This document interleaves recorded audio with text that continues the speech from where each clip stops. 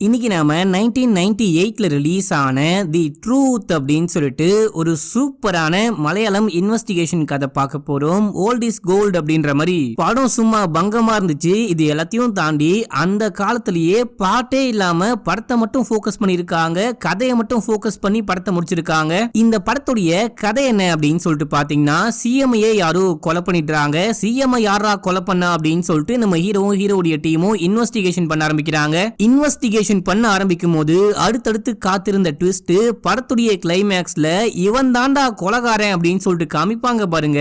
அந்த கிளைமேக்ஸ் ட்விஸ்ட கண்டே பிடிக்க முடியாது. யாரு கொலைகாரனா இருப்பா அப்படின்னு சொல்லிட்டு நீங்களும் என் கூட சேர்ந்து இன்வெஸ்டிகேஷன் பண்ண ஆரம்பிங்க. கண்டுபிடிக்கிறீங்களா அப்படின்னு சொல்லிட்டு பார்க்கலாம். சரி வாங்க இந்த படத்தை டீடைலா பார்க்கலாம். அதுக்கு முன்னாடி நம்ம சேனலை சப்ஸ்கிரைப் பண்ணிக்கோங்க, பக்கத்துல வர பெல்லையும் கிளிக் பண்ணிக்கோங்க. இன்னமும் இன்ஸ்டால ஃபாலோ பண்ணல அப்படின்னா ஓடி போயிட்டு ஃபாலோ பண்ணிட்டு வந்துருங்க. இந்த படத்துடைய ஸ்டார்டிங் சீன்லயே 3-4 பேர் சேர்ந்துட்டு ஒரு ஜோஷியரை பார்க்கலான்னு ஜோஷியருடைய வீட்டுக்கு போயிருக்காங்க.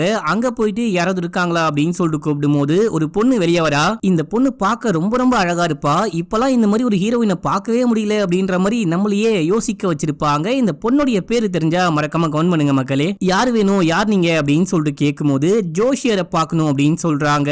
ஜோஷியரு உள்ளுக்குள்ளதான் இருக்காரு, வாங்க போலாம் அப்படின்னு சொல்லிட்டு கூட்டிட்டு போறாங்க. இப்ப அப்படியே ஜோஷியரையும் காமிக்கிறாங்க. இப்போ ஒரு பொண்ணு வெளியே வந்தா பாத்தீங்களா, அந்த பொண்ணு ஜோஷியருடைய பொண்ணு மக்களே. என்ன விஷயம் அப்படின்னு சொல்லிட்டு கேட்கும் போது, கோவில்ல இருந்த நகையெல்லாம் யாரோ ஆட்டைய போட்டுட்டு போயிட்டாங்க, அதை கண்டுபிடிக்க ஹெல்ப் பண்ணும் அப்படின்னும் போது நீங்க யாரு அப்படின்னு சொல்லிட்டு கேட்டா அங்க வந்தவங்க எல்லாம் யோசிக்கிறாங்க. அந்த டீமுக்கு லீடர் மாதிரி ஒருத்தர் வந்திருப்பாரு. அவரு செமையா யோசிச்சுட்டு கோவிலுடைய தர்மகர்த்தா அப்படின்னு சொல்றாரு. பொய் சொல்லாம உண்மையை சொல்லு, நீ யாரு, போலீஸ் தானே அப்படின்னு சொல்லிட்டு கேட்கும் போது, ஆமா எப்படி நீங்க கண்டுபிடிச்சீங்க அப்படின்னு சொல்லிட்டு கேட்டா, என் தலைவர் நிழலை பார்த்தே நீ யாருன்னு கண்டுபிடிச்சிருவாரு, அவருகிட்டயே பொய் சொல்ல பாக்குறீங்களா அப்படின்னு சொல்லிட்டு ஜோஷியருடைய அசிஸ்டன்ட் சொல்லும் போது, ஆமா நான் போலீஸ் தான், போலீஸ் இன்ஸ்பெக்டர். அந்த நகை காணாம போயிட்டு 1 மாசம் ஆகுது, நாங்களும் எப்படியோ தேடி பாக்குறோம், நகையை கண்டே பிடிக்க முடியல. அதுக்கப்புறம் தான் உங்களை பத்தி கேள்விப்பட்டோம். நீங்க நினைச்சீங்க அப்படின்னா என்ன வேணா கண்டுபிடிப்பீங்க, என்ன வேணா பண்ணுவீங்க, அந்த அளவுக்கு உங்களுக்கு ஜோஷிய அறிவு இருக்கு அப்படின்னு சொல்லிட்டு கேள்விப்பட்டோம். தயவு செஞ்சு ஹெல்ப் பண்ணுங்க அப்படின்னும் போது சரி ஓகேன்னு சொல்லிட்டு அவரு 108ல ஒரு நம்பரை சொல்லுங்க அப்படின்னு சொல்றாரு. இன்ஸ்பெக்டரும் 78 அப்படின்னு சொல்லும் போது இவரும் சில விஷயங்களை கால்குலேட் பண்ண ஆரம்பிக்கிறாரு. அதுக்கப்புறம் தண்ணி சம்பந்தப்பட்ட இடத்துல போயிட்டு தேடி பாருங்க, கண்டிப்பா உங்களுக்கு ஏதாவது ஒரு க்ளூ கிடைக்கும் அப்படின்னு சொல்லும் போது ரொம்ப தேங்க்ஸ் அப்படின்னு சொல்லிட்டு இங்க இருந்து கிளம்புறாங்க. இப்ப அந்த கோவிலுக்கு பக்கத்துல இருக்க குளம், குட்டை, ஏரி, ஆறு அப்படின்னு சொல்லிட்டு இருக்கிற எல்லா இடத்துலயுமே தேட ஆரம்பிக்கிறாங்க. அப்படி தேடி பார்க்கும்போது அந்த கோவிலுடைய சுவத்தை உடைக்க பயன்படுத்தின ஒரு கட்டபாரியை கண்டுபிடிக்கிறாங்க. இந்த கட்டபாரியில இருக்கிற பிங்கர் பிரிண்ட் எல்லாம் வச்சு உண்மையான திருடன் யாரு அப்படின்னு சொல்லிட்டு கண்டுபிடிச்சு இந்த கேஸையும் இன்ஸ்பெக்டர் முடிக்கிறாரு. இவருக்கும் பதவி உயர்வு கிடைக்குது அப்படின்ற மாதிரி காமிக்கிறாங்க. இப்ப அப்படியே சீனை கட் பண்ணி கேரளாவுடைய சிஎம் காமிக்கிறாங்க. இவரு ஆபீஸ்ல ஒர்க் பண்ணிட்டே இருக்கும் போது கட்சியில ஒரு மீட்டிங்கா, அந்த மீட்டிங்க்கு வர சொல்லி கால் பண்றாங்க. இல்ல எனக்கு நிறைய வேலை இருக்கு, நான் இந்த வேலையெல்லாம் முடிக்காம வீட்டுக்கு கூட போக மாட்டேன், எப்படி கட்சி மீட்டிங்க்கு வர முடியும், என்னால வர முடியாது அப்படின்னு சொல்லிட்டு போனை கட் பண்றாரு. ரொம்ப ரொம்ப நல்ல சிஎம்மா இருக்காரு, மக்களுக்கான சிஎம்மா இருக்காரு. இந்த மாதிரி சிஎம்லாம் படத்தில் தான் பார்க்க முடியும் போல. இப்ப அப்படியே எங்க சீனை கட் பண்ணி அந்த கட்சி மீட்டிங்ல காமிக்கிறாங்க. அங்க இருக்கிற எல்லாருமே சமகாரில இருக்காங்க. நம்மளால தான் அந்த ஆளு சிஎம் ஆனாரு, இப்போ கட்சி மீட்டிங்க்கு கூட வரமாட்டாரு அப்படின்ற மாதிரி கடுப்பாகிறாங்க. இந்த கட்சிக்கு இன்னொருத்தர் தலைவர் மாதிரி இருப்பாரு, இவரை நல்லா ஞாபகம் வச்சுக்கோங்க. இப்போ எதுக்காக இந்த மீட்டிங் அப்படின்னு சொல்லிட்டு பாத்தீங்கன்னா, நிறைய மினிஸ்டர்ஸ் மேல ஊழல் வழக்கு பதிவு பண்ணி அது ஒரு பக்கம் கேஸ் நடந்துகிட்டு இருக்கான். அந்த கேஸை என்ன பண்ணலாம் அப்படின்ற மாதிரி ஒரு மீட்டிங் வச்சிருக்காங்க. அதை எப்படி நம்ம சட்டப்படி எதிர்த்து போராடலாம், எப்படி சட்டத்தையே ஏமாத்தலாம் அப்படின்ற மாதிரி ஒரு மீட்டிங் மக்களே. இந்த மீட்டிங்க்கு சிஎம் வரமாட்டேன் அப்படின்னு சொல்லிட்டு இருக்காரு. இப்போ அப்படியே எங்க சீனை கட் பண்ணி சிஎம் காமிக்கிறாங்க. ஜான் அப்படின்னு சொல்லிட்டு ஒரு முன்னாள் மினிஸ்டர் வந்து சிஎம் பாக்குறாரு. இவர் இதுக்கு முன்னாடி இதே ஆட்சியில மினிஸ்டரா இருந்திருப்பாரு. இவர் ஏதோ ஊழல் பண்ணிட்டாரு அப்படின்னு சொல்லிட்டு கேஸ் நடந்திருக்கும். அப்போ சிஎம் தான் சொல்லிருப்பாரு, நான் சொல்றபடி கேளு, இப்போ நீ பதவியா ராஜினாமா பண்று, இந்த கேஸ்லாம் முடிஞ்சதுக்கு அப்புறமா நானே உனக்கு ஏத்த மாதிரி நல்ல பதவியா போட்டு கொடுக்குறேன். அன்னைக்கு நீங்க சொன்னீங்கன்னு சொல்லிட்டு உங்க பேச்சை கேட்டுதான் மந்திரி பதவியவே ராஜினாமா பண்ண. இப்போ எப்படியோ ஒரு வழியா அந்த கேஸே முடிய போது, எனக்கு திருப்பி அந்த மந்திரி பதவி வேணும். என்னுடைய ஆசையே என்ன அப்படின்னா, கடைசி காலத்துல நான் மந்திரியா இருந்துட்டு சாகணும் அப்படின்ற மாதிரி சொல்றாரு. கண்டிப்பா அப்படின்ற மாதிரி சிஎம் சிரிக்க ஆரம்பிக்கிறாரு. இப்ப அப்படியே எங்க சீனை கட் பண்ணா அடுத்தது ஒரு மீட்டிங். அந்த மீட்டிங்ல ஐஜில இருந்து இன்ஸ்பெக்டர் வரைக்கும் எக்கச்சக்கமான பெரிய பெரிய ஆட்கள் வந்திருக்காங்க. எல்லா மினிஸ்டர்ஸும் வந்திருக்காங்க. மினிஸ்டர்ஸ் உடைய அந்த பர்சனல் செக்ரட்டரி அப்படின்னு சொல்லுவாங்க பாத்தீங்களா, அந்த மாதிரி எல்லாருமே வந்திருக்காங்க. நம்ம ஆட்சியில எக்கச்சக்கமான மினிஸ்டர்ஸ் மக்கள் பணத்தை கொள்ளையடிச்சு அவங்களுக்காக வீடு வாசல் அப்படி அப்படின்னு சொல்லிட்டு வாங்கி செட்டில் ஆகுறாங்க. அந்த டைம்ல மினிஸ்டர்ஸ் உடைய சம்பளம் வெறும் 15,000 சம்பளம் வாங்கி பார்த்தா கோடிக்கணக்கான ரூபாய் மதிப்புள்ள வீடு, வாசல், ஃபேக்டரி அப்படின்னு சொல்லிட்டு கட்டிக்கிட்டு இருக்காங்க. இவங்க மேல கண்டிப்பா நடவடிக்கை எடுக்கப்படும் அப்படின்னு சொல்லிட்டு சிஎம் பேசினா அந்த கூட்டத்துல இருந்து ஒரு செக்ரட்டரி ஏஞ்சி பேச ஆரம்பிக்கிறாரு. இது எதுவுமே உண்மை கிடையாது, இது எல்லாமே பொய் தான். மீடியா ஒரு சின்ன விஷயம் கிடைச்சா கூட அதை ஊதி ஊதி பெருசாக்குறாங்க. நம்ம மினிஸ்டர்ஸும் சரி, சீஃப் செக்ரட்டரியும் சரி, அந்த மாதிரிலாம் ஒன்னும் கிடையாது அப்படின்னு சொல்லும் போது இது எதுவுமே ஊதி பெருசாக்குன விஷயம் கிடையாது, உண்மையை தான் வெளியே கொண்டு வந்திருக்காங்க. எது உண்மை எது பொய் அப்படின்னு சொல்லிட்டு எனக்கு நல்லாவே தெரியும். கூடிய சீக்கிரமே நடவடிக்கை எடுக்கப்படும் அப்படின்னு சொல்லிட்டு இங்க இருந்து கிளம்புறாரு. இப்போ கட்சியை சேர்ந்த அந்த தலைவர், முக்கியமான உறுப்பினர்கள்லாம் வந்திருக்காங்க. ஏன்னா நீங்களே என்ன பார்க்க வந்திருக்கீங்க அப்படின்னு சொல்லிட்டு கேட்கும்போது, நீங்க தான் பெரிய சிஎம்மா இருக்கீங்க, வர சொன்னா வரமாட்டீங்க, அதான் நாங்களே வந்திருக்கோம் அப்படின்னு சொல்லிட்டு, நீ பண்றது கொஞ்சம் கூட சரியே கிடையாது. நம்ம கட்சியை சேர்ந்த நிறைய பேர் மேல நீ நடவடிக்கை எடுத்துக்கிட்டு இருக்க, போற போக பார்த்தா உள்ளுக்குள்ள புடிச்சு போட்டு விட்டுருவ போல.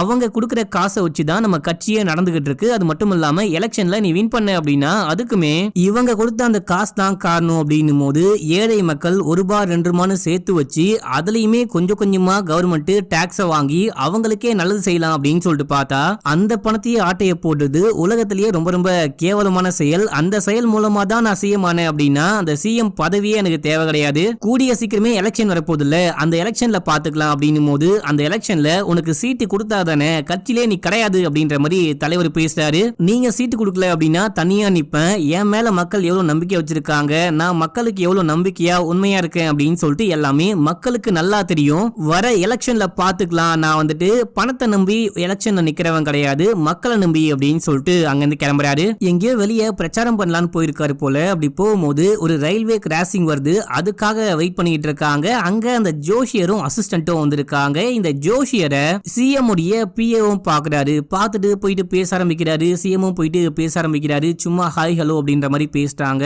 அப்போ பிஏ ஜோஷியர் கிட்ட வரப்போற எலெக்ஷன்ல சிஎம் வின் பண்ணுவாரா அப்படின்னு சொல்லிட்டு கேட்கும்போது, அவரு நின்னாதானே வின் பண்ணுவாரு அப்படின்ற மாதிரி பொடி வச்சு பேச, ஏன் இன்னும் ஒரு 6-7 மாசத்துக்கு என்னுடைய ஆட்சியே இருக்கும் அப்படின்னு சொல்ல வரீங்களா, இல்ல அப்படின்னா நான் தோத்து போயிடுவேன், இந்த எலெக்ஷனே நடக்காதுன்னு சொல்ல வரீங்களா அப்படின்னு சொல்லிட்டு கேட்கும்போது, எலெக்ஷன் நடக்கணும், நீங்க நிக்கணும், வின் பண்ணணும்னு சொல்லிட்டு எல்லாமே எனக்கு ஆசையா தான் இருக்கு, ஆனா இது எதுவுமே நடக்க போறது கிடையாது, வெயிட் பண்ணி பார்க்கலாம், என்ன விஷயம் நடக்குதுன்னு பார்க்கலாம், எல்லாமே அவன் செயல் அப்படின்னு சொல்லும் போது அதையும் பார்க்கலாம் அப்படின்னு சொல்லிட்டு சிஎம் அங்கிருந்து கிளம்புறாரு. சிஎம்க்கு பெருசா இந்த ஜோஷியம் எல்லாம் நம்பிக்கை கிடையாது. இப்ப அப்படியே எங்க சீனை கட் பண்ணி ஒரு பொண்ணை காமிக்கிறாங்க. இந்த பொண்ணு வந்து ஒரு கண்ணாடிக்காரனை மீட் பண்ணி ட்ரக்ஸ் காசுலாம் கொடுக்கும் போது அவன் ஒரு பாமை உருவாக்கி கொடுக்குறான். இந்த பாம் எரிக்கணும் அப்படின்னா சிம்பிள் ஸ்டெப் மட்டும்தான். இந்த பாம் ஏற்கனவே சிஎம் பேச போறாரு இல்லையா, அந்த மேடைக்கு மேல செட் பண்ணப்பட்டிருக்கும். இதை ஒரு பாம்பு அப்படின்னு பார்த்தோன்னே கண்டுபிடிக்க முடியாது. இதை தாண்டி பாமை வெடிக்க வைக்கிறது ஒரு ரிமோட் மூலியமா தான். அதுவும் தனியா ரிமோட்டை கொண்டு போகணும் அப்படின்ற அவசியமே கிடையாது. நீங்க போட்டோ எடுக்கிற மாதிரி உள்ளுக்குள்ள போயிட்டு கேமரால ஒரு ஸ்பெஷலான அந்த பிளாஷ் லைட்டை நான் உங்களுக்கு செட் பண்ணி கொடுக்குறேன். நீங்க போட்டோ எடுக்கும் போது கேமரா ஆன் ஆகும். இந்த ஸ்பெஷலான பிளாஷ் லைட் அந்த பாம்புக்கு மேல இருக்க சென்சாருக்கு மேல படும்போது பாம்பு டமால்னு வெடிக்கும் அப்படின்னு சொல்றாங்க. இப்ப அப்படியே எங்க சீனை கட் பண்ணா இவங்க பேசிட்டு இருந்த அந்த மீட்டிங்கை காமிக்கிறாங்க. மீட்டிங் நடந்துகிட்டு இருக்கு. கூடிய சீக்கிரமே சிஎம் வரப்போறாரு அப்படின்னு சொல்லிட்டு பாதுகாப்பு அம்சங்கள்லாம் கொஞ்சம் கொஞ்சமா பலப்படுத்த ஆரம்பிக்கிறாங்க. இப்போ ஐஜியும் ஸ்பாட்டுக்கு வந்திருக்காரு. ஐஜி வந்து இங்க இருக்க ஒரு இன்ஸ்பெக்டர் கூப்பிடுறாரு. இவருடைய பேரு ஜோ கிட்ட ஒரு அனானிமஸ் கால் வந்துச்சு. ஒரு பொண்ணு தான் கால் பண்ணா, இன்னைக்கு சிஎம் கொலை பண்ண போறாங்களா, நீங்க கொஞ்சம் பாதுகாப்பா பாத்துக்கோங்க, முடிஞ்ச அளவுக்கு சிஎம் பக்கத்திலேயே போயிட்டு என்ன விஷயம் ஆகுதுன்னு பாத்துட்டே இருங்க, சிஎம்க்கு ஒன்னும் ஆகக்கூடாது, இது உங்களுடைய பொறுப்பு அப்படின்னு சொல்லும் போது, எனக்கு தெரிஞ்ச வரைக்கும் அது சும்மா போன் பண்ணி மிரட்டுறாங்கன்னு நினைக்கிறேன், எதுவும் ஆகாது நான் பாத்துக்கிறேன் அப்படின்னு சொல்லிட்டு சிஎம் வந்து பேசும்போது ஜோ பக்கத்திலேயே போயிட்டு நின்னுகிட்டு இருக்காரு. அங்க நின்னு கண்காணிக்க ஆரம்பிக்கிறாரு. இப்ப அப்படியே அந்த பொண்ணை காமிக்கிறாங்க. இந்த பொண்ணு ஒரு நிருபர் மாதிரி போட்டோகிராஃப்லாம் எடுத்துக்கிட்டு இருக்கா. இங்க ஸ்டார்டிங் சீன்ல காமிச்சாங்க பாத்தீங்களா, அந்த இன்ஸ்பெக்டர் காமிக்கிறாங்க. இவரு ஐடி கார்டுலாம் வாங்கி செக் பண்ணிட்டே இருக்காரு. அப்படி செக் பண்ணும்போது இந்த பொண்ணுடைய ஐடி கார்டு மட்டும் கொஞ்சம் வித்தியாசமா இருக்கு. அவர் ஒரு மாதிரி பார்த்துட்டு திருப்பி கொடுத்துடுறாரு. இப்போ சிஎம் பேசிட்டு இருக்காரு. பக்கத்திலேயே ஜோ வந்துட்டு யாராவது அட்டாக் பண்றாங்களா அப்படின்ற மாதிரி உன்னிப்பா கவனிச்சுக்கிட்டு இருக்காரு. இதே டைம்ல அந்த கண்ணாடிக்காரனை காமிக்கிறாங்க. இவன் ஃபியூஸ் கேரியரை புடுங்கி விடுறான். இங்க கரண்ட் கட் ஆகுது. கரெக்டா அந்த டைம்ல இந்த பொண்ணு போட்டோ எடுக்கும் போது அந்த ஸ்டேஜ் வெடிச்சு செதறுது. இந்த வெடிப்புல சிஎம் இறந்து போறாரு. சிஎம் மட்டும் இல்லாம கூடவே இருந்த ஜோ இறந்து போறாரு. இப்ப அப்படியே எங்க சீன் கட் ஆகுது. இந்த கேஸை விசாரிக்க ஒரு லேடி போலீஸ போட்டிருக்காங்க. இவங்க ஒரு எஸ்பி. இவங்க கிரைம் ஸ்பாட்டுக்கு வந்து என்ன விஷயம் ஆச்சு அப்படின்னு சொல்லிட்டு விசாரிக்க ஆரம்பிக்கிறாங்க. அந்த ஸ்பாட்லயே ஒரு கேமரா கிடைச்சது அப்படின்னு சொல்லிட்டு எடுத்து வச்சிருக்காங்க.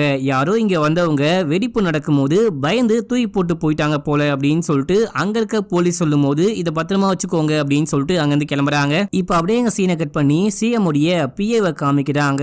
இவரு போயிட்டு அந்த ஜோஷியக்கார மீட் பண்றாரு. இந்த மாதிரி ஒரு விஷயம் நடக்க போகுது அப்படின்ற மாதிரி தான் நீங்க முன்னாடியே சொன்னீங்க, நீங்க நினைச்ச மாதிரியே நடந்து போச்சு, இப்போ அடுத்தது என்ன விஷயம் நடக்க போகுது அப்படின்னு சொல்லிட்டு கேட்கும்போது இதான் நடக்கும் அப்படின்ற மாதிரிலாம் நான் கணிக்கல, இந்த மாதிரி ஏதோ ஒரு அசம்பாவிதம் நடக்க போகுது அப்படின்னு மட்டும் எனக்கு தெரிஞ்சுது அப்படின்னு சொல்லிட்டு அடுத்து என்ன விஷயம் நடக்க போகுது அப்படின்னா டெல்லியில இருந்து ஒரு ஆபீசர் வந்து இந்த கேஸை விசாரிக்க போறாரு அப்படின்ற மாதிரி இந்த ஜோஷியர் கணிச்சு சொல்றாரு. இந்த டைம்ல அங்க ஒரு பள்ளி ஓடிக்கிட்டு இருக்கு, விளக்கு அணையுது, வேற என்னமோ தப்பா நடக்க போகுது போல, இங்க வந்துட்டு சகுனமே சரியில்லையே அப்படின்ற மாதிரி பாக்குறாரு. இது ஒரு நல்ல இன்வெஸ்டிகேஷன் படம், நடுவுல சில பல மூட நம்பிக்கைகளை வச்சிருப்பாங்க, அதை மட்டும் ஸ்கிப் பண்ணிக்கோங்க. இப்ப அப்படியே எங்க சீனை கட் பண்ணி அந்த லேடி போலீஸை காமிக்கிறாங்க. இவங்க இந்த கேஸை தீவிரமா விசாரிக்க ஆரம்பிக்கிறாங்க. ஃபாரன்சிக் சயின்டிஸ்ட் எல்லாம் மீட் பண்ணி என்ன விஷயம் ஆச்சு, எப்படி அந்த பாம் வெடிச்சது, அங்க வெடிச்ச பாம் என்ன மாதிரியான பாம் அப்படின்னு சொல்லிட்டு கேட்கும்போது இது ஒரு வித்தியாசமான சென்சார் செட் பண்ணப்பட்ட பாம், ஒரு ரிமோட் கண்ட்ரோல் மூலமா தான் ஆபரேட் பண்ணிருக்காங்க. ரிமோட் கண்ட்ரோல் வந்துட்டு ஒரு பிளாஷ் லைட்டா இருக்க வாய்ப்பு இருக்கு அப்படின்ற மாதிரி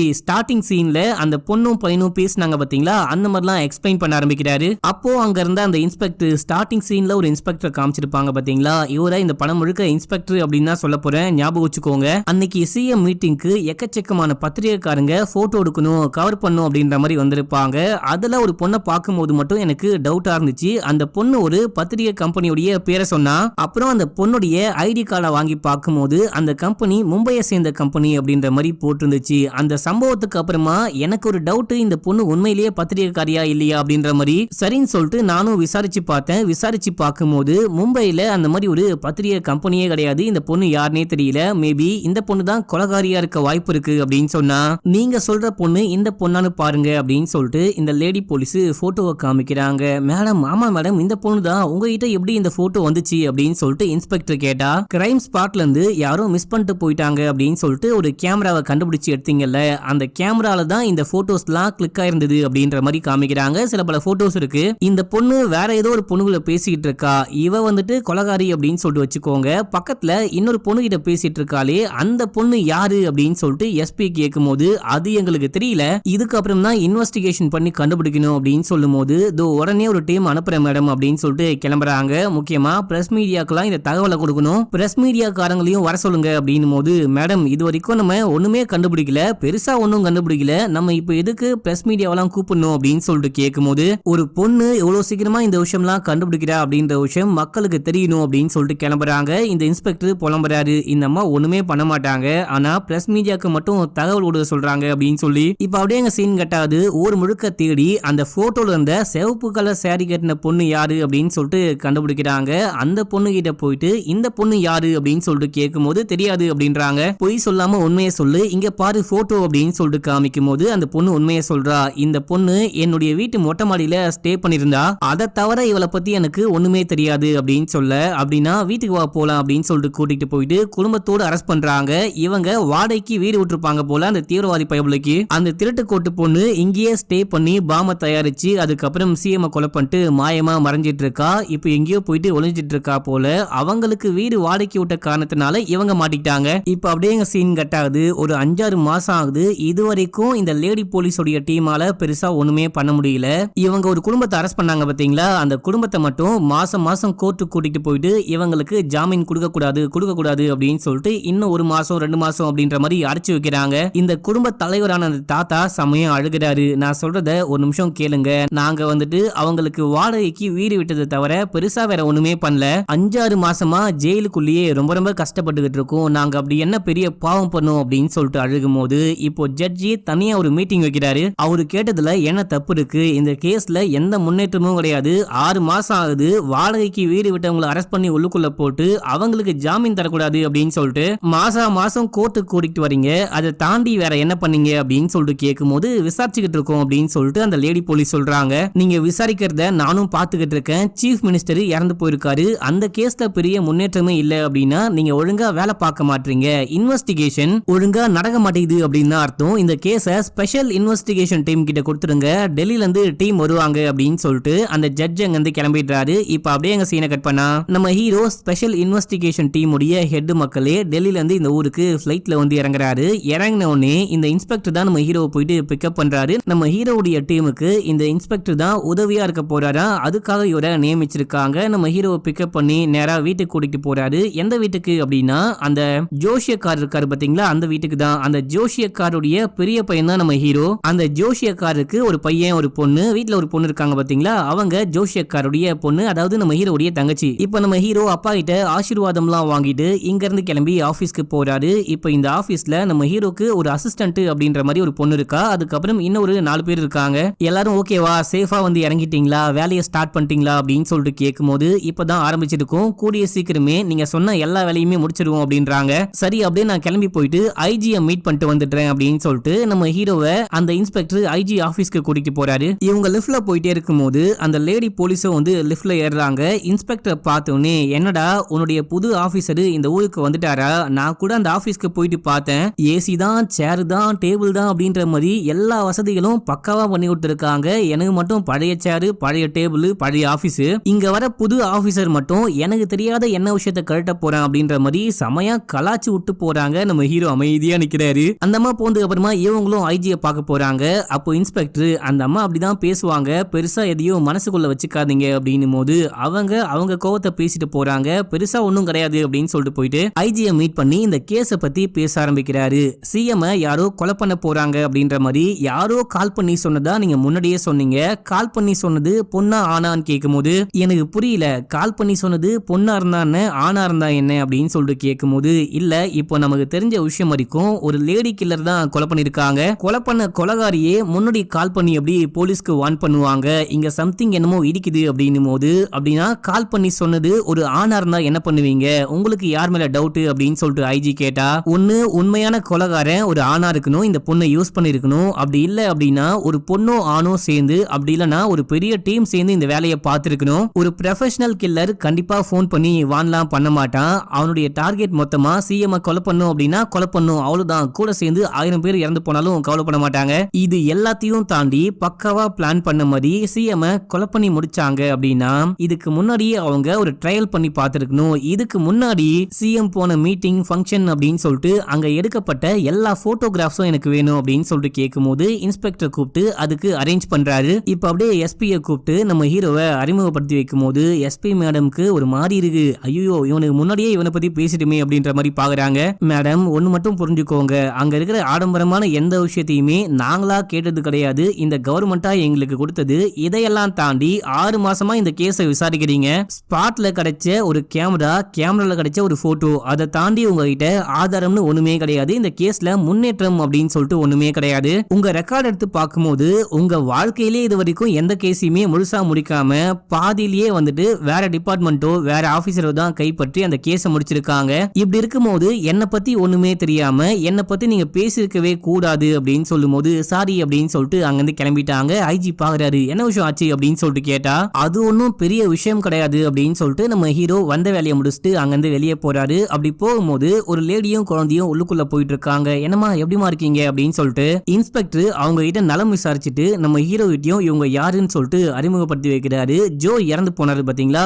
ஜோவுடைய மனைவியும் குழந்தையும் தான் இவங்க. அந்த மனுஷன் ரொம்ப ரொம்ப நேர்மையான அதிகாரி. எக்கச்சக்கமான கரப்டட் ஆபீசருக்கு முன்னாடி நான் நேர்மையா தான் இருப்பேன், யார்கிட்டயும் காசு வாங்க மாட்டேன் அப்படின்னு சொல்லிட்டு வாழ்ந்தவர். சிஎம் இறந்து போகும்போது கூடவே அவரும் இறந்து போயிட்டாரு அப்படின்னும் போது உங்களுக்கு ஏதாவது ஒரு உதவி வேணும் அப்படின்னா எங்க கிட்ட கேளுங்க அப்படின்னு சொல்லிட்டு நம்ம ஹீரோ அங்கிருந்து கிளம்பி வண்டிக்குள்ள ஏறலான்னு பார்த்தா வண்டி டமால்னு வெடிக்குது. ஒரு செகண்ட் நம்ம ஹீரோ பயந்தே போயிட்டாரு. என்னடா எவனோ நம்ம உயிருக்கே ஒல வச்சுட்டான் போலியே அப்படின்னு சொல்லிட்டு பாக்குறாரு. இப்போ இந்த கேஸை விசாரிக்க ஆரம்பிக்கிறாங்க. நம்ம ஹீரோ வண்டியை விட்டு வந்தாரு பாத்தீங்களா, எந்த பயவுலையோ ஐஜி ஆபீஸ்க்குள்ளேயே வந்து நம்ம ஹீரோடைய வண்டியில பாம் செட் பண்ணிருக்கான். அது டைம் பாம் போல. நம்ம ஹீரோ 2 செகண்ட் லேட்டா வந்ததுனால எப்படியோ தலைவன் உயிர் பழிச்சிட்டான். இப்போ ஐஜி வந்து நம்ம ஹீரோ கிட்ட மன்னிப்பு கேக்குறாரு. இந்த மாதிரி நடந்திருக்க கூடாது, இதே போலதான் ஜோவை நீ போயிட்டு சிஎம் பாத்துக்கோ அப்படின்னு சொன்ன அந்த மனுஷனும் அநியாயமா இறந்து போயிட்டாரு. இந்த கேஸுக்குள்ள உங்களை கொண்டு வந்த நீங்களும் ஜஸ்ட் மிஸ்ல உயிர் தப்பிச்சிருக்கீங்க. உங்களுக்கு வேணும் அப்படின்னா நீங்க இந்த கேஸை விசாரிக்க வேணாம், நீங்க வேணா லீவ் ஆயிக்கோங்க,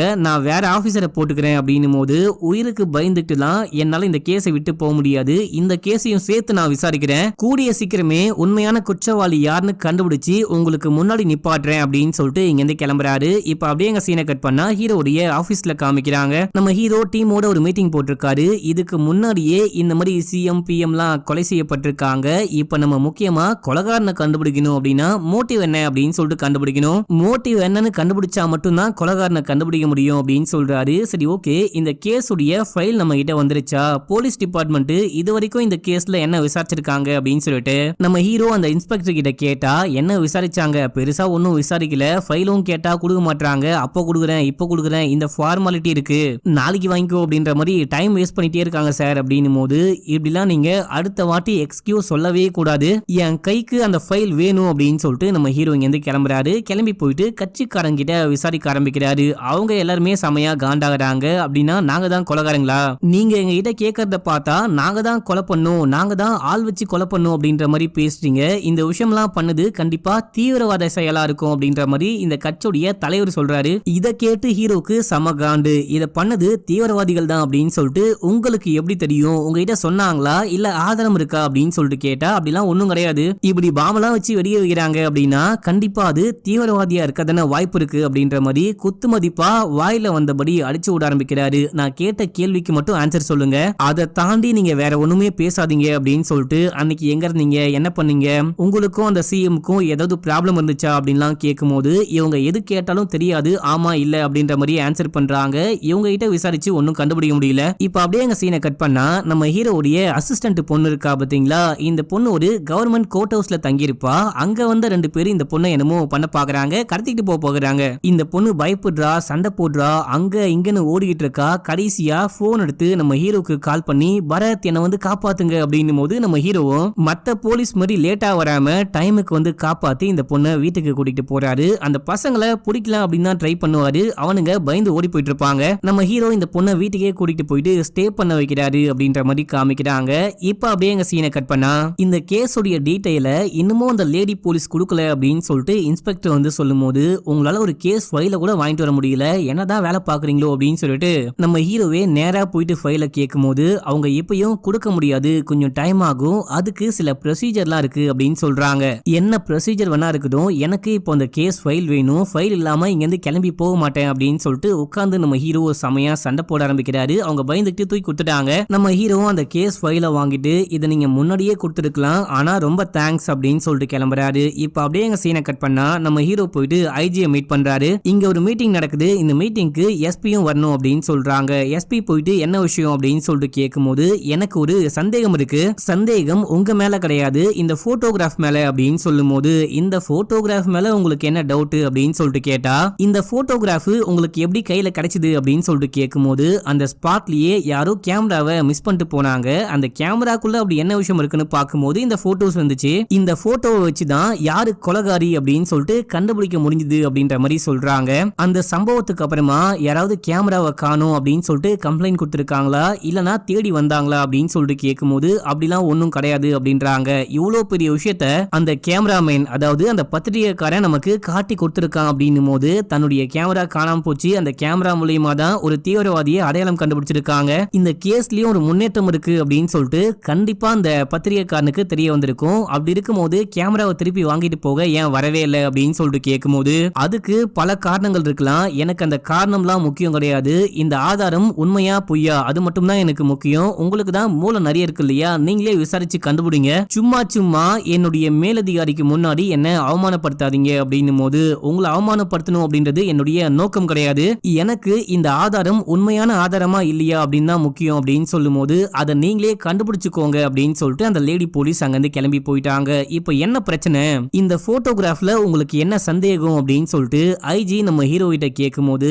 எனக்கு தெரிஞ்ச வரைக்கும் அந்த கொலைகாரனே தான் இந்த இன்வெஸ்டிகேஷனை குழப்பணும் அப்படின்னு சொல்லிட்டு கேமராவை போட்டு போயிருக்கான், இதுல என்னமோ ஒரு மர்மம் ஒளிஞ்சுகிட்டு இருக்கு, அதை நான் கண்டுபிடிக்கிறேன், கண்டிப்பா இது உண்மையான போட்டோகிராஃபும் கிடையாது, அங்க வந்து கொலை பண்ணது உண்மையான கொலைகாரியும் கிடையாது அப்படின்ற மாதிரி தான் தோணுது, நான் இந்த கேஸை விசாரிக்கிறேன், கேஸை விசாரிச்சுட்டு என்ன விஷயம்னு உங்களுக்கு டீடைலா எக்ஸ்பிளைன் பண்றேன் அப்படின்னு சொல்லிட்டு நம்ம ஹீரோ டீமோட கிளம்புறாரு. இப்ப அப்படியே எங்க சீனை கட் பண்ணா நம்ம ஹீரோ சிஎம் உடைய பிஏ கிட்ட விசாரிக்கிறாரு. இவர்கிட்ட விசாரிக்கும் போது ஒரு முக்கியமான தகவல் கிடைக்குது. என்ன விஷயம்னா, சிஎம் கொல்லப்பட்டதுக்கு அப்புறமா நாடே கண்ணீர் கடல்ல மூழ்கிட்டு இருந்துச்சு, ஆனா 4 கவர்மெண்ட் ஆபீசர் மட்டும் ஒரு ஹோட்டல்ல ரூம் போட்டு ஜாலியா சரக்குலாம் போட்டு என்ஜாய் பண்ணிட்டு இருந்தாங்க, அவங்க 4 பேரும் பிளான் பண்ணி தான் கொலை பண்ணாங்களோ அப்படின்ற மாதிரி டவுட் இருக்கு. ஏன் அப்படின்னா சிஎம் சில மினிஸ்டர் மேலயும் சில எம்எல்ஏக்கள் மேலயும் அதுக்கப்புறம் சில கவர்மெண்ட் ஆபீசர்ஸ் மேலயும் கரப்ஷன் இருக்கு அப்படின்ற மாதிரி அவங்க மேல நடவடிக்கை எடுக்க போறதா சொன்னாரு. சிஎம் நடவடிக்கை எடுக்க போறேன் அப்படின்னு சொன்ன லிஸ்ட்ல இந்த 4 பேரும் இருக்காங்க.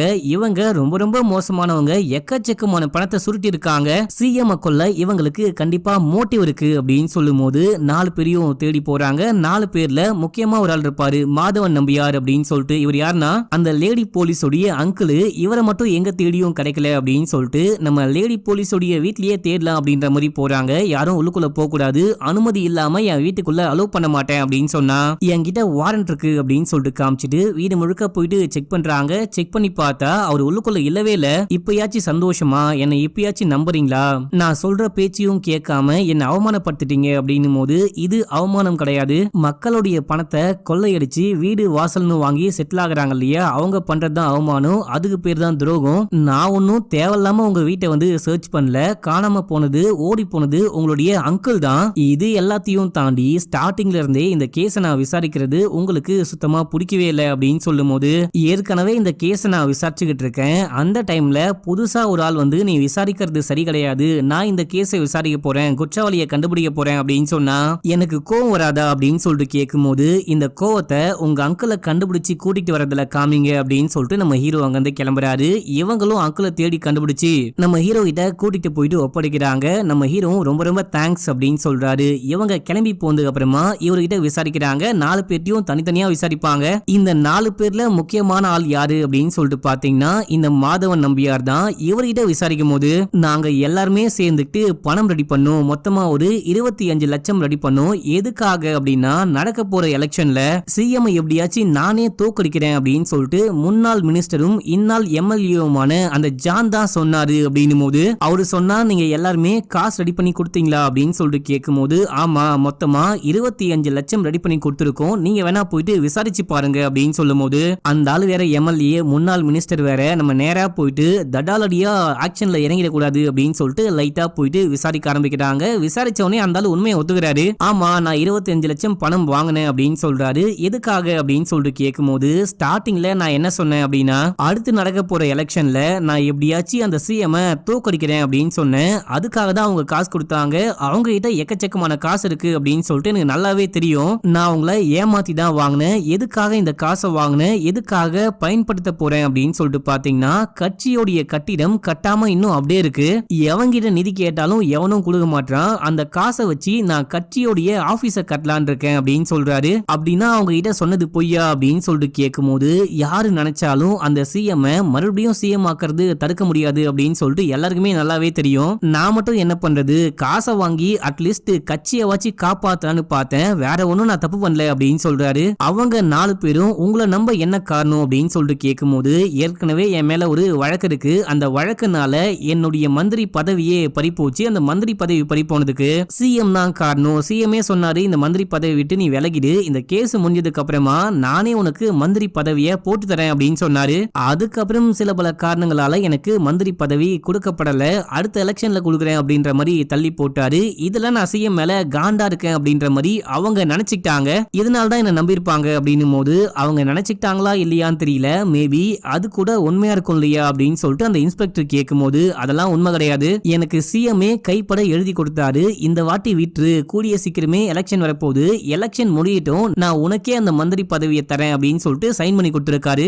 நானும் சிஎம்மும் ரொம்ப ரொம்ப க்ளோஸ், நான் எதுக்காக அவர் மேல வெறுப்பாக போறேன் அப்படின்னு சொல்லிட்டு கேட்கும் போது உடனே நம்ம ஹீரோ சிரிச்சுக்கிட்டே எந்திரிக்கிறாரு. பணம் வாங்கினேன் அப்படின்ற உண்மையை சொன்னீங்க அப்படின்றதுக்காக மட்டும் நீங்க குற்றவாளி கிடையாது, நீங்க எதுவுமே செய்யல அப்படின்ற மாதிரி ஆயிடாது, நான் விசாரிக்கிறேன் அப்படின்னு சொல்லிட்டு அங்கிருந்து கிளம்புறாரு. இப்ப அப்படியே அங்க சீனை கட் பண்ணி நம்ம ஹீரோவை ஆபீஸ்ல காமிக்கிறாங்க. நம்ம ஹீரோ அந்த போட்டோவே பாத்துக்கிட்டு இருக்காரு. அப்போ அவருக்கு என்னமோ தோந்து போல நம்ம ஹீரோ டீமுக்கு கால் பண்ணி அந்த கொலகார பொண்ணு ஸ்டே பண்ணியிருந்தா இல்லையா அந்த வீட்டுக்கு நம்ம மறுபடியும் போயிட்டு ஃபிங்கர் பிரிண்ட்லாம் கலெக்ட் பண்ண போறோம். ஏற்கனவே போலீஸ் அந்த ஃபிங்கர் பிரிண்ட்லாம் கலெக்ட் பண்ணிருப்பாங்க. ஒரு பொண்ணுடைய ஃபிங்கர் பிரிண்ட்டும் ஒரு பையனுடைய ஃபிங்கர் பிரிண்ட்டும் கிடைச்சிருக்கு அப்படின்னு சொல்லியிருப்பாங்க.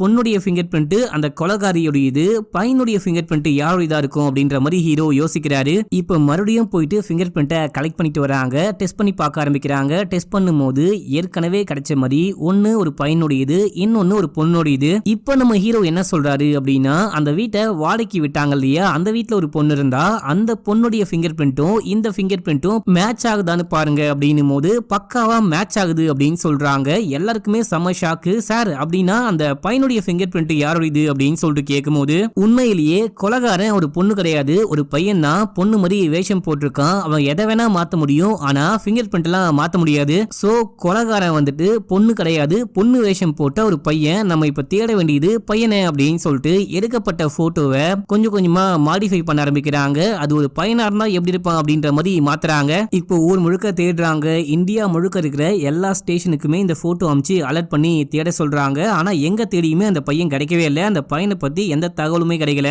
இந்த கொலை நடந்து மொத்தமா 6 மாசம் ஆகுது. அவன் உயிரோட இருக்கானா இல்லையான்னு கூட தெரியல. இந்த கேஸ இந்த நிலைமையில நம்ம எப்படி முடிய போறோம் அப்படின்னு சொல்லிட்டு ஹீரோவுடைய டீமே தகச்சு போய் நிக்கும் போது அப்போ இந்த பையனை கண்டுபிடிக்க நம்ம ஹீரோ ஒரு ஐடியா பண்றாரு. இந்த பையனுடைய போட்டோவை இருக்கிற எல்லா நியூஸ் பேப்பர் மீடியா அப்படி இப்படின்னு சொல்லிட்டு எல்லா இடத்துலயுமே இந்த பையன் இறந்து 3 வருஷம் ஆகுது, 3ஆம் ஆண்டு நினைவு அஞ்சலி அப்படின்ற மாதிரி போட்டு பப்ளிஷ் பண்ண சொல்றாரு. அப்படி பப்ளிஷ் பண்ணும்போது ஒரு வயசான தாத்தா இந்த போட்டோவை பாக்குறாரு. பார்த்துட்டு இந்த பையன் நமக்கு தெரிஞ்ச பையனாச்சு, இவனை கொஞ்ச நாளைக்கு முன்னாடி கூட பார்த்தோம், என்னன்னா இவன் இறந்து போயிட்டான் அப்படின்ற மாதிரி போட்டிருக்காங்களே அப்படின்னு சொல்லிட்டு இந்த பேப்பர் கம்பெனிக்கு ஒரு லெட்டர் எழுதுறாரு. இந்த பையன் இன்னமும் சாகல, உயிரோட இருக்கான், இந்த மாதிரிலாம் தப்பான நியூஸை பப்ளிஷ் பண்ணாதீங்க அப்படின்ற மாதிரி லெட்டர் போட்டிருக்காரு. இப்போ இந்த லெட்டர் நம்ம ஹீரோவுடைய டீமுக்கும் கிடைக்குது. நம்ம ஹீரோவுடைய டீமும் ஒரு பத்திரிகைக்காரங்க மாதிரியே ட்ரெஸ் பண்ணிட்டு போயிட்டு இந்த தாத்தாவை மீட் பண்றாங்க. நாங்க உங்களை பார்த்து மன்னிப்பு கேட்கலாம் அப்படின்னு தான் வந்திருக்கோம். எங்களுக்கு திடீர்னு இந்த மாதிரி ஒரு அட்வர்டைஸ்மெண்ட் கொடுக்கணும் அப்படின்னு சொல்லிட்டு யாரோ காசு கொடுத்துட்டு போனாங்க. நான் அதை சரியா செக் பண்ணாம அப்படியே போட்டு விட்டோம், எங்களை மன்னிச்சுக்கோங்க. இந்த பையன் யாரு, உங்க பையனா அப்படின்னு சொல்லிட்டு கேட்கும்போது இவன் என் பையன் கிடையாது, என் பையனுடைய ஃப்ரெண்டு அப்படின்னு சொல்றாரு. இந்த பையனுடைய பேர் என்ன அப்படின்னு சொல்லிட்டு கேட்கும்போது போஸ் அப்படின்னு சொல்றாரு. இப்போ இந்த பையனை எங்க போனா மீட் பண்ண முடியும், இந்த பையன் எங்க இருக்கான் அப்படின்னு சொல்லிட்டு கேட்கும்போது என் பையனே இந்த ஊர்ல கிடையாது, வெளியூர்ல தங்கி எங்கேயோ வேலை செஞ்சிட்டு இருக்கான் போல. எப்பயாச்சும் ஒரு வாட்டி வீட்டுக்கு வருவான். ஒரு வாட்டி வீட்டுக்கு வரும்போது இந்த பையனை கூட கூட்டிட்டு வந்தான். 2-3 வாட்டி இந்த பையனை பார்த்திருக்கேன், அது மட்டும் தான் எனக்கு ஞாபகம் இருக்கு. நீங்க வேணா போயிட்டு என் பையன்கிட்ட விசாரிச்சா இந்த பையனை பத்தி கண்டுபிடிக்க முடியும், என்ன மேட்ரு அப்படின்னு சொல்லிட்டு கேட்கும்போது பெருசா ஒன்னும் கிடையாது, நேரா பார்த்து மன்னிப்பு கேட்கணும் அவ்வளவுதான் அப்படின்னு சொல்லும் போது இதான் என்னுடைய பையன், இதான் என் பையனுடைய டீடைல் அப்படின்ற மாதிரி கொடுக்க இங்க இருந்து கிளம்பி அந்த பையனுடைய வீட்டுக்கு போறாங்க. அங்க போயிட்டு பார்த்தா அந்த பையன் இந்த வீட்டை விட்டு காலி பண்ணிட்டு போயிட்டு பல நாள் ஆகுது போல. இந்த வீட்டுல எக்கச்சக்கமான விஷயங்கள் கலைஞ்சு போயிருக்கு. இவங்களுக்கு தோதா இருக்க மாதிரி, இவங்களுக்கு உதவியா இருக்க மாதிரி எதுவுமே கிடைக்கல. ஆனா நம்ம ஹீரோவுடைய அசிஸ்டன்ட் பொண்ணு ஒரு லெட்டரை கண்டுபிடிக்கிறா. இந்த மாதிரி ஒரு பையன் காட்டுக்குள்ள குடிச்சிட்டு விழுந்து கிடந்தா, சரியான போதையில கிடந்தா, அவனை தூக்கிட்டு போயிட்டு ஹாஸ்பிடல்ல அட்மிட் பண்ணா அவனுக்கு மென்டலி என்னமோ ஒரு ப்ராப்ளம் இருக்கு அப்படின்னு சொன்னாங்க. அவன் இதுவரைக்கும் ஒரு மென்டல் ஹாஸ்பிடல்ல இருக்கான். அவனுடைய பாக்கெட்ல வீட்டு அட்ரஸ், போன் நம்பர் இந்த மாதிரி விஷயங்கள்லாம் இருந்துச்சு. அவங்க குடும்பத்துக்கு தெரியப்படுத்தணும் அப்படின்னா இந்த லெட்டர் அனுப்புறோம். இப்போதைக்கு அந்த ஊர் போலீஸ் அப்படின்ற மாதிரி போட்டிருக்கு. இப்போ குடிச்சிட்டு மாட்டிக்கிட்டு இருக்கிறவன் யாரு அப்படின்னு சொல்லிட்டு நம்ம ஹீரோக்கும் ஹீரோடைய டீமுக்கும் ஒண்ணுமே புரியல. இங்க இருந்து கிளம்பி அந்த ஊருக்கு போயிட்டு அந்த மென்டல் ஹாஸ்பிட்டலுக்கும் போயிட்டு பார்த்தா ஆரம்பத்துல கண்ணாடிக்காரன் ஒருத்தனை காமிச்சாங்க பாத்தீங்களா, அவன் தான் இங்க இருக்கான். இவன் அந்த தாத்தாவுடைய பையன். மக்களே இவங்கிட்ட விசாரிக்கவும் முடியாது, பைத்தியம் முடிச்ச வெட்டுகிளி மாதிரி கத்திட்டே இருக்கான். அங்க இருக்கவங்க கிட்ட கேட்கும் போது கொஞ்ச நாளைக்கு முன்னாடி இவனை காட்டுக்குள்ள பார்த்து தூக்கிட்டு வந்து ட்ரீட்மெண்ட் கொடுக்க ஆரம்பிச்சோம். ஆனா எந்த ட்ரீட்மெண்ட்டும் பலனளிக்கவே இல்ல, இவன் பரம்பரை பைத்தியமாவே மாறிட்டான் அப்படின்ற மாதிரி சொல்றாங்க. நம்ம ஹீரோ அங்க இருந்து கிளம்புறாரு. சாரே என்ன நீங்க பாட்டுன்னு கிளம்புறீங்க, வாங்க போயிட்டு விசாரிக்கலாம் அப்படின்னு சொல்லும் போது அவனே பைத்தியமா இருக்கான், அவங்கிட்ட போயிட்டு எப்படி விசாரிக்க முடியும், வாங்க பாத்துக்கலாம் அப்படின்னு சொல்லிட்டு நம்ம ஹீரோ டீமை கூப்பிட்டு அங்க இருந்து கிளம்பி போயிடுறாரு. இப்ப அப்படியே அன்னைக்கு நைட்டு காமிக்கிறாங்க. இந்த பையன் அமைதியா உட்காந்துட்டு இருக்கான். அப்போ இந்த அசிஸ்டன்ட் பொண்ணு இருக்கா பாத்தீங்களா, அந்த பொண்ணு காஸ்டியூம்லாம் சேஞ்ச் பண்ணிட்டு பொறுமையா போயிட்டு பேச்சு கொடுக்க ஆரம்பிக்கிறா. போஸை நான் பார்த்துட்டு வந்தேன், போஸை பத்தி பேசலாம் அப்படின்னா நாங்க எல்லாருமே காலையில வந்தோம் அப்படின்னும் போது இப்போ போஸ் எங்க இருக்கான் அப்படின்னு சொல்லிட்டு அந்த பையன் கேக்குறான். போஸ் காட்டுக்குள்ள இருக்கான், வரியா போலாம் அப்படின்னு சொல்லிட்டு கூப்பிடும் போது இங்க இருந்து எப்படி வர முடியும், வெளியே மத்தவங்களா இருக்காங்க, என்ன கண்டுபிடிச்சிருவாங்க அப்படின்னும் போது என்கிட்ட கீ இருக்கு அப்படின்னு சொல்லிட்டு இந்த பொண்ணு காமிக்கிறா. சரி ஓகே வரேன் அப்படின்னு சொல்லிட்டு எந்திரிக்கும் போது இதோ நாங்களும் வந்துட்டோம் அப்படின்னு சொல்லிட்டு நம்ம ஹீரோடைய டீம் வந்து இந்த பையனை பிடிச்சி தூக்கிட்டு போறாங்க. நடிக்கவா செய்யற அப்படின்னு சொல்லிட்டு பொலந்து விசாரிக்க ஆரம்பிக்கிறாங்க. போஸ் எங்க அப்படின்னு சொல்லிட்டு கேட்கும் போது போஸ் எங்க ஸ்டே பண்ணிருப்பான் அப்படின்னு சொல்லிட்டு அந்த இடத்தை இவர் சொல்றாரு. அந்த இடத்துக்கு போயிட்டு பார்க்கும்போது போஸ் இறந்து போய் கிடக்குறாரு. இவரை இதுக்கு முன்னாடியே யாரோ வந்து கொலை பண்ணி போட்டு போயிருக்காங்க. என்னடா இவனே இறந்து போயிட்டான் அப்படின்னு சொல்லிட்டு நம்ம ஹீரோக்கு மண்டையெல்லாம் பிச்சுக்கிட்டு போகுது. இவனை யாரு கொலை பண்ணா, இவன் தான் உண்மையான குற்றவாளி அப்படின்னா இவனை யாரு கொலை பண்ணா அப்படின்ற மாதிரி யோசிக்க ஆரம்பிக்கிறாரு. அப்படின்னா இவனை யாரு நியமிச்சாங்களோ அவங்களுக்கு இவனை நம்ம அரெஸ்ட் பண்ண போறோம் அப்படின்ற விஷயம் முன்னாடியே தெரிஞ்சிருக்கு. நம்ம கிட்ட மாட்டி எங்க உண்மையை உலதி கொற்ற போறேன் அப்படின்னு சொல்லிட்டு இவனையும் கொலை பண்ணிட்டாங்க அப்படின்ற மாதிரி நம்ம ஹீரோ ஒரு முடிவுக்கு வராரு. இப்ப அப்படியே இந்த டெட் பாடியை போஸ்ட்மார்ட்டம்க்கு அனுப்புறாங்க. இப்ப அப்படியே எங்க சீனை கட் பண்ணா நம்ம ஹீரோ ஆபீஸ்ல இருக்காரு. இந்த டைம்ல தான் அந்த இன்ஸ்பெக்டர் வந்து பழைய போட்டோஸ் எல்லாம் கொடுக்கறாரு. நீங்க இதுக்கு முன்னாடி நடந்த எந்தெந்த ஃபங்க்ஷன்ல சிஎம் கலந்துட்டாரோ அந்த போட்டோஸ் எல்லாம் கேட்டீங்க இல்லையா, அந்த போட்டோ இப்பதான் கிடைச்சிருக்கு அப்படின்னும் போது உண்மையான குற்றவாளியே இறந்து போயிட்டான். இந்த போட்டோவை மட்டும் வச்சு நம்ம என்ன பண்ண பண்ண போறோம் அப்படின்னு சொல்லிட்டு நம்ம ஹீரோ சும்மா அந்த போட்டோவை பாக்குறாரு. அப்படி பார்க்கும்போது இந்த ஃபங்க்ஷனுக்குமே, அதாவது சிஎம் கொலை செய்யப்படுறதுக்கு 2 நாளைக்கு முன்னாடியும் ஒரு பொதுக்கூட்டம் நடந்திருக்கு. அந்த பொதுக்கூட்டத்திலயுமே இதே லேடி கில்லர், அதாவது உண்மையான கொலைகாரன், பொண்ணு வேஷம் போட்ட கொலைகாரன் கலந்துருக்கான். இவன் கலந்துட்டான் அப்படின்னா இந்த ஃபங்க்ஷன்ல வச்சு எதுக்காக சிஎம் கொலை செய்யப்படல அப்படின்ற மாதிரி ஹீரோ யோசிக்கிறாரு. இதே கேள்விய அந்த கண்ணாடிக்காரங்கிட்ட போயிட்டு கேட்கும்போது, ஆக்சுவலா சிஎம் மட்டும் எங்க டார்கெட் கிடையாது, சிஎம் கூடவே வச்சு இன்னொரு ஆளையும் கொலை பண்ணும் அப்படின்னா பிளான் போட்டு வச்சிருந்தான் போஸ். 2 நாளைக்கு முன்னாடி கொலை பண்றேன் அப்படின்னு சொல்லிட்டு பாமு அந்த கேமரா எல்லாம் தூக்கிட்டு போனா. ஆனா அன்னைக்கு அந்த சிஎம் மட்டும் தான் வந்திருக்காரு, இன்னொரு ஆள் வரவே இல்லையா. அந்த இன்னொரு ஆள் வராத காரணத்தினால அன்னைக்கு கொலை பண்ணாம வீட்டுக்கே வந்துட்டான் அப்படின்னு சொல்லும் போது, அந்த இன்னொரு ஆள் யாரு அப்படின்னு சொல்லிட்டு கேட்கும்போது, அது எனக்கே தெரியாது, எனக்கு போஸ பத்தி பெருசா ஒண்ணுமே தெரியாது, நான் பயங்கரமா ட்ரக்ஸ் யூஸ் பண்ணுவேன், அவனும் நிறைய இல்லீகலான வேலையெல்லாம் பார்ப்பான் போல, அப்படிதான் எங்களுக்குள்ள கொஞ்சம் பழக்கம் ஏற்பட்டுச்சு, அவன் பிளான பத்தி எதுவுமே சொல்ல மாட்டான், நான் தான் அந்த பாம்பை ரெடி பண்ணி கொடுத்தேன், அதை தவிர எனக்கு இந்த கொலையில எந்த கனெக்ஷனுமே கிடையாது அப்படின்னு சொல்றாரு இந்த கண்ணாடிக்காரு. இப்ப அப்படியே எங்க சீனை கட் பண்ணி நம்ம ஹீரோடைய வீட்டுல காமிக்கிறாங்க. 2 போலீஸ் நம்ம ஹீரோவை பார்க்கணும் அப்படின்னு சொல்லிட்டு வீட்டுக்கு வராங்க. வீட்டுக்கு வந்தவங்க கன் எடுத்து நம்ம ஹீரோவை ஷூட் பண்ண பாக்குறாங்க. நம்ம ஹீரோ செமையா ஃபைட் பண்றாரு. ஃபைட் பண்ணி அவங்கள ஓட விடுறாரு. அதுல ஒரு ஆள் மட்டும் நம்ம ஹீரோ எப்படியோ புடிச்சிட்டாரு. புடிச்சு அவனை விசாரிக்க ஆரம்பிக்கிறாரு. எதுக்காக என்ன கொலை பண்ண வந்தீங்க அப்படின்னு சொல்லிட்டு கேட்கும்போது, எங்க ஃப்ரெண்ட நீங்க தான் கொலை பண்ணீங்க அப்படின்னு சொல்லிட்டு கேள்விப்பட்டேன், அதான் உங்களை கொலை பண்ண வந்தேன் அப்படின்னும் போது, உங்க ஃப்ரெண்டு யாருன்னு கேட்டா போஸ்ன்னு சொல்றான். போஸ் உன்னுடைய ஃப்ரெண்டா, நீயும் அவனும் எப்படி பழக்கப்பட்டீங்க அப்படின்னு சொல்லிட்டு கேட்கும்போது, மும்பைல பழக்கப்பட்டோம், ஒரே கம்பெனில ஒன்னா வேலை பார்த்தோம் அப்படின்னு சொல்றான். இப்ப நம்ம ஹீரோ 4-5 போட்டோவை டேபிளுக்கு மேல போட்டு, இதுல போஸோடைய போட்டோ எது அப்படின்னு சொல்லிட்டு கேட்கும்போது, இவனுக்கு தெரியல, என்னையா பெஸ்ட் ஃப்ரெண்டு அப்படின்னு சொல்ற, ஃப்ரெண்டோடைய கொலைக்காக என்ன கொலை பண்றேன் அப்படின்னு சொல்லிட்டு வந்த, இப்ப என்ன விஷயம்னு பார்த்தா உன் ஃப்ரெண்டு யாருனே தெரியல, போட்டோல கூட பார்த்தது கிடையாதா அப்படின்னு சொல்லிட்டு கேட்கும்போது இவன் முழிச்சுக்கிட்டே இருக்கான். இப்போ போட்டு பொளக்குறாங்க, பயங்கரமா விசாரிக்கிறாங்க. இவன் ஏதோ ஒரு உண்மையை சொல்லிட்டான் போல.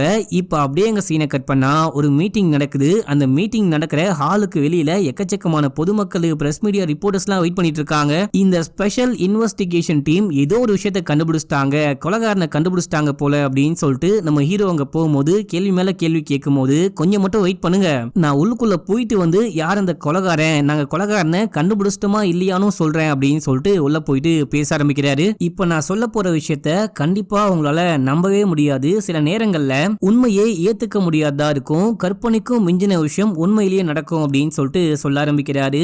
இப்ப நடந்த கொலை சிஎம் கொலை பண்ணும் அப்படின்னு நடந்ததே கிடையாது. அங்க இருந்த டார்கெட் வேற ஒரு ஆளு, அந்த ஆளை கொலை பண்ண போயிட்டு சிஎம் வந்துட்டு கூட சேர்ந்து கொலை செய்யப்பட்டாரே கண்டி, சிஎம் மெயின் டார்கெட் கிடையாது அப்படின்னு சொல்றாரு. இத கேட்டவுடனே இங்க இருக்கிற எல்லாருக்குமே செம ஷாக்கு. சிஎம் விட நம்ம நாட்டுல யாரா பெரிய ஆளு, அவ்வளோ பெரிய ஆளு யாரு யாரு அப்படின்னு சொல்லிட்டு இங்க இருக்க எல்லாருமே கேட்கும்போது, இப்ப நம்ம ஹீரோ ஐஜி கிட்ட போயிட்டு சிஎம் கொலை செய்யப்பட்டதுக்கு முன்னாடி யாரோ கால் பண்ணி இந்த மாதிரி சிஎம் கொலை செய்யப்பட போறாரு அப்படின்ற விஷயத்த சொன்னதா நீங்க வந்து என்கிட்ட சொன்னீங்க, அது உண்மையா அப்படின்னு சொல்லிட்டு கேட்கும்போது ஆமா அப்படின்னு சொல்றாரு. இதுக்கு முன்னாடி எப்பயாச்சும் அந்த மாதிரி யாராவது கால் பண்ணி சிஎம் சாக போறாரு, கொலை செய்ய போறாங்க, அந்த மாதிரி ஏதாவது மிரட்டினாங்களா அப்படின்னு சொல்லிட்டு கேட்கும்போது, இல்ல ஒரே ஒரு வாட்டி தான் கால் வந்துச்சு அப்படின்னு சொல்றாரு. சரி ஓகே சார் அப்படின்னு சொல்லிட்டு, அந்த உண்மையான டார்கெட் யாரு அப்படின்னா இறந்து போன ஜோ அப்படின்னு சொல்றாரு.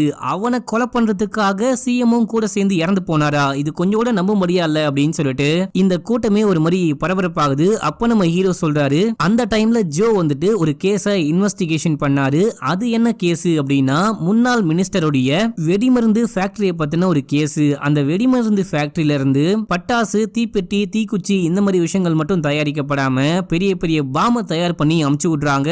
அது மூலியமா இல்லீகலா எக்கச்சக்கமா பணம் சம்பாதிக்கிறாங்க அப்படின்ற விஷயத்த ஜோ கண்டுபிடிச்சிருக்காரு.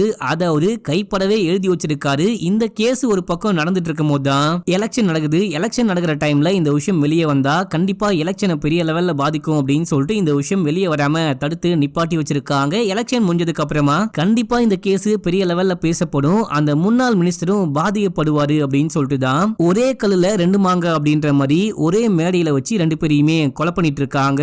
முக்கியமான கொலைகாரன் யாரு அப்படின்னா இந்த முன்னாள் மினிஸ்டர் அப்படின்னு சொல்றாங்க. என்னது நான் எதுக்கு கொலை பண்ண போறேன், அந்த கேஸ்லாம் முடிஞ்சே போச்சு, நீங்க வேணா போயிட்டு கேஸ் ஃபைல ஓபன் பண்ணி பாருங்க அப்படின்னும் போது, நான் எல்லாமே கண்டுபிடிச்சிட்டேன், இதுக்கப்புறமும் போய் சொல்லி உங்களால தப்பிக்க முடியாது, என்ன கொலை பண்ண 2 பேரும் அமுச்சு விட்டீங்க இல்லையா, அதுல ஒருத்தன் இங்க இருக்கான் பாருங்க, அவன் தான் நிறைய விஷயங்கள் சொன்னான் அப்படின்னு சொல்லிட்டு கூட்டிட்டு வந்து காமிக்கிறாங்க. இவனை பார்த்த உடனே இந்த முன்னாள் மினிஸ்டரே வாய மூடிட்டாரு. ஸ்டார்டிங்ல கூட சிஎம் கிட்ட வந்து பேசும்போது இந்த கேஸ பத்தி தான் பேசியிருப்பாரு. எலெக்ஷன் பாதிக்க கூடாது, தேவையில்லாம கலவரம் பெரிய பிரச்சனை எல்லாம் உருவாயிடக்கூடாது, எலெக்ஷன் முடிஞ்சதுக்கு அப்புறமா இவனை பத்தி பாத்துக்கலாம், இவனுடைய கதையை முடிச்சு விடலாம் அப்படின்னு சொல்லிட்டு சிஎம் பிளான் பண்ணிருக்காரு போல. அதனாலதான் இந்த ஆளை அந்த பதவியில இருந்து தூக்கிட்டு இந்த ஆளுக்கு சப்போர்ட் பண்ற மாதிரியே சிஎம் பேசியிருக்காரு போல. இப்ப நம்ம ஹீரோ உங்ககிட்ட இன்னொரு விஷயமும் சொல்றேன், கண்டிப்பா இந்த விஷயத்தையும் உங்களால நம்ப முடியாது. இவர் மட்டும் தனியா இந்த விஷயத்த பண்ணல, இவருக்கு ஒரு பார்ட்னர் இருக்காரு. அந்த பார்ட்னர் யாரு அப்படின்ற விஷயத்த இப்ப இந்த மினிஸ்டரே அவருடைய வாயால சொல்லுவாரு அப்படின்னும் போது அப்படிலாம் யாரும் கிடையாது, நான் மட்டும்தான் இந்த விஷயத்த பண்ணேன் அப்படின்ற மாதிரி சொல்றாரு.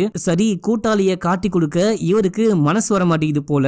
இதே கூட்டத்துக்குள்ளதான் அந்த உண்மையான கொலைகாரன், உண்மையான கல்பிரேட் உட்கார்ந்துட்டு இருக்கான். அந்த ஆளு யாருன்னு நானே சொல்றேன், அவரு வேற யாரும் கிடையாது, நம்ம ஐஜி தான் அப்படின்னும் போது ஐஜிக்கு செம காண்டு. சும்மா வாய்க்கு வந்தபடி எல்லாம் கத்திக்கிட்டு இருக்காத, எதை வச்சு நான் தான் அந்த ஆளுடைய கூட்டாளி அப்படின்ற மாதிரி சொல்ற, உங்ககிட்ட என்ன ஆதாரம் இருக்கு அப்படின்னு சொல்லிட்டு கேட்கும் போது, ஆதாரம் இல்லாம இவ்வளவு பெரிய ஆள் மேல இவ்வளவு பெரிய குற்றச்சாட்டை வைப்பனா, ஆதாரம் இருக்கு, ஸ்ட்ராங்கான ஆதாரமே இருக்கு. நீங்க சொன்னீங்க இல்லையா, யாரோ கால் பண்ணி வான் பண்ணாங்க அப்படின்னு சொல்லிட்டு, அப்படி ஒரு போன் கால் வரவே கிடையாது. வராத போன் கால் வந்திருக்கு அப்படின்னா அந்த ஜோவை சிஎம் பக்கத்துல போயிட்டு நில்லு அப்படின்னு சொன்னீங்க.